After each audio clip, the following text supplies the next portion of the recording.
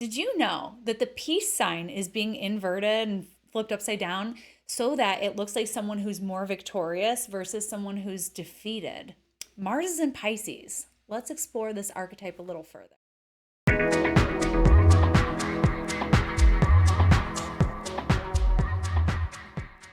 From March 22nd through April 30th, Mars, our warrior planet, is going to enter the mutable water sign of Pisces. This is actually a really beautiful transit, and here is why. Mars in Pisces can be understood as a compassionate or peaceful warrior. The sharpness of Mars's point, the sharpness of Mars's edge is not diminished here in Pisces. Mars is still very effective in this water sign. Mars holds rulership by triplicity in Pisces, yet it's heat, the excessive heat and dryness of Mars, which makes it fierce in the first place, is tempered by the cool waters of Pisces. So, what we have is a Mars that is still very pointed and is still very value centered. But in a way, we get a Mars that can be very effective in the sign of Pisces. So this is kind of what I have dubbed the social warrior placement, the social justice warrior placement. Um, Mars, actually, we got to see this in the collective in 2020. In May of 2020, Mars entered Pisces. And this was a time where, despite the confinement of lockdown, people came together in the streets to protest the wrongful death of George Floyd and what his death represented as a symptom of systemic oppression. And it brought people together. It brought people together. And that was the first time that we saw people leaving their house en masse to fight for something bigger than them. So that's the key takeaway here, is to fight for something bigger than you.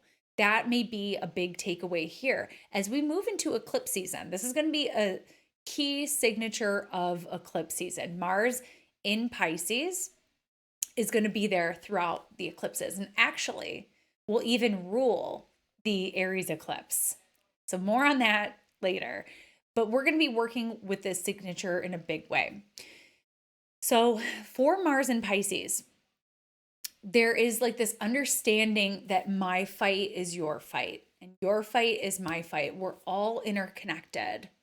There's a selflessness to this placement too, this understanding that like this bodhisattva understanding of like there can't be happiness until we can all have access to it, until things are more fair.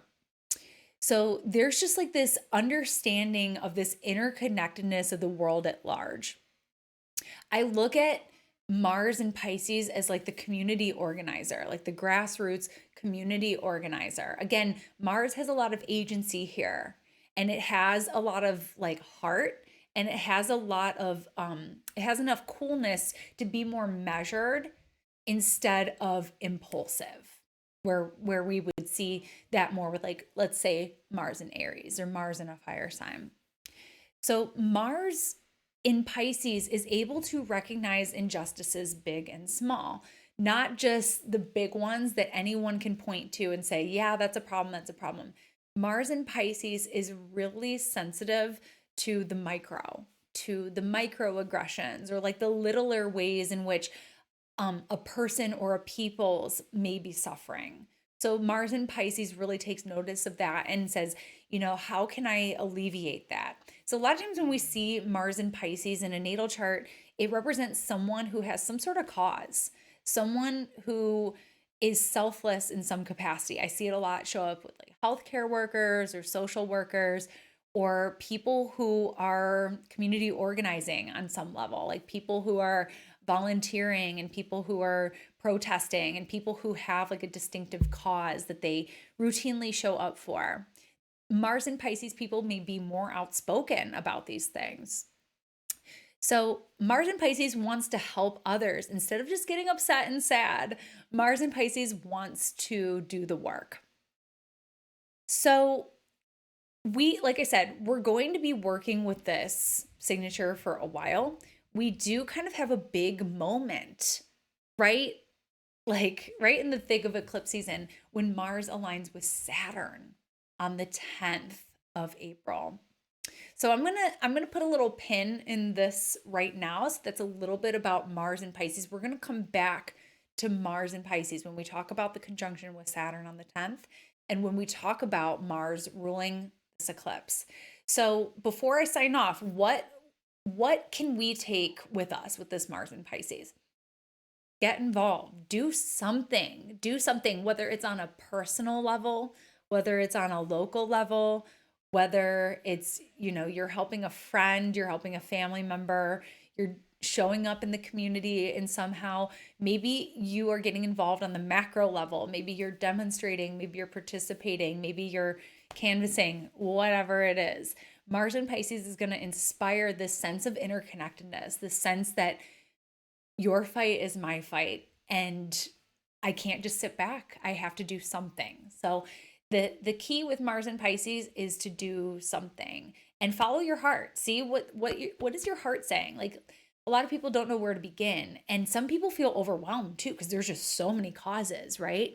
um I remember feeling that way too when I was younger. Just like I remember being like younger in New York and just being like, okay, well, there's this protest, and just like feeling kind of overwhelmed with all of it, and just like realizing like, okay, I can just pick like a couple things that are really near and dear to my heart, and those things can change over time too.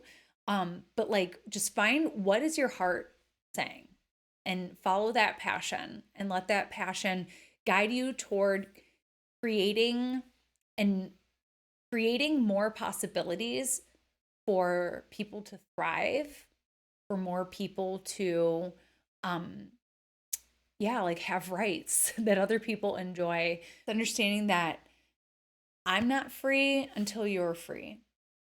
So we're just going to try to do something during this aspect, and we're going to be called in some way to do it with this eclipse. So for right now, this is your astrology shot of the day, and I'll catch you next time. Bye. Thanks so much for tuning in with me today. For more astrology in your world, you can connect with me on all platforms at Astro Catherine. You can also head on over to my website, catherineurban.com, where you can book your next astrology reading. We'll go into depth into your natal chart, your progressions, your profections, your solar return, your transits, and beyond.